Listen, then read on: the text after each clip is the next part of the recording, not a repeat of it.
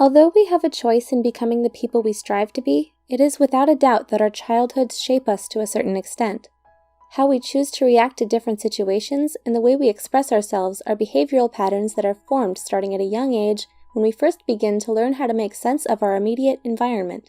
Marriage and family counselors Dr. Milan and Kay Yurkovic discovered that everyone has a certain love style based on their upbringing. A love style is comprised of our tendencies and inclinations of how we respond to our romantic partners. By understanding how we love, we can learn how our love styles affect our relationships. Here are Dr. Milan and Kay Yurkovic's 5 love styles. 1. The pleaser. The pleaser often grows up in a home with an overly protective or angry and critical parent. As children, pleasers do everything they can to be good and be on their best behavior, so as to not provoke a negative response from their parent. Pleaser children don't receive comfort. Instead, they spend their time and energy giving comfort to their reactive parent.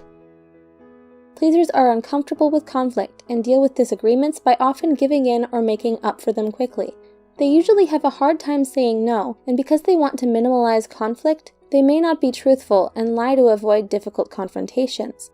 As pleaser children grow into adults, they learn to read the moods of others around them to make sure they can keep everyone happy. However, when pleasers feel stressed or believe that they are continuously letting someone down, they can have a breakdown and flee from relationships. Pleasers often spread themselves thin trying to be everything to everyone when it's not realistic, and instead of forming healthy boundaries for themselves, they focus more on the needs and desires of others. In order for pleasers to cultivate stable relationships, they have to be honest about their own feelings, rather than trying to do what is expected of them. 2. The victim. The victim often grows up in a chaotic home. Victims learn to be compliant in order to survive by putting less attention on themselves so they can stay under the radar. To deal with their angry, violent parents, victim children learn at a very young age to hide and stay quiet. Because being fully present is painful for them, victim children often build an imaginary world in their heads to cope with the dangers they face on a daily basis. Victims have low self-esteem and usually struggle with anxiety and depression. They may end up marrying controllers who mirror the same behaviors as their parents. Victims learn to cope by being adaptable and going with the flow. They are so used to chaos and stressful situations that when they do experience calmness, it actually makes them feel uneasy because they anticipate the next blow-up. In order for victims to cultivate healthy, stable relationships, they have to learn self-love and stand up for themselves when a situation calls for it, instead of letting their partner walk all over them. 3. The controller. The controller usually grows up in a home where there wasn't a lot of protection, so they learn to toughen up and take care of themselves.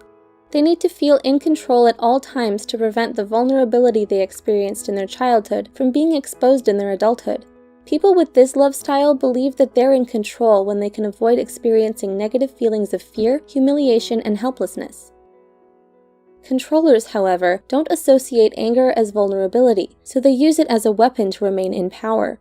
Controllers have rigid tendencies, but may also be sporadic and unpredictable. They don't like stepping out of their comfort zones because it makes them feel weak and unprotected. They prefer to solve problems on their own, and like getting things done in a certain manner. Otherwise, they get angry.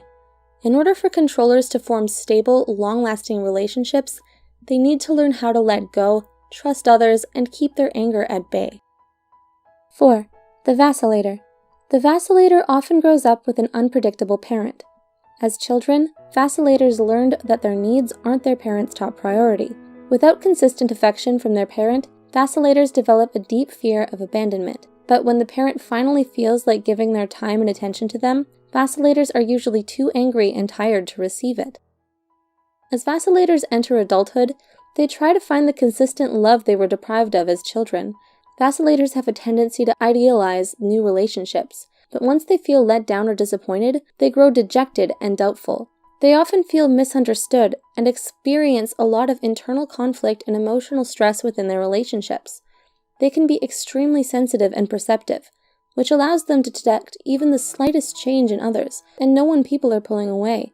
In order for vacillators to cultivate healthy, stable relationships, they need to learn how to pace themselves and get to know someone before committing too soon and getting hurt by their own expectations.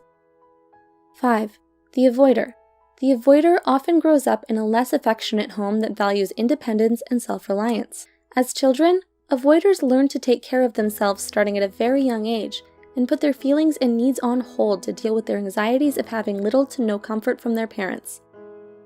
Avoiders tend to like their space and rely on logic and detachment more than their emotions. They get uncomfortable when people around them experience intense mood swings. In order for avoiders to cultivate healthy, long-lasting relationships, they need to learn how to open up and express their emotions honestly. Which love style do you identify with? Please share your thoughts with us below. Also, we love to give special thanks to our sponsors, BetterHelp, an affordable online counseling platform for those who are struggling with mental health. If you're interested, we've included a link in the description below.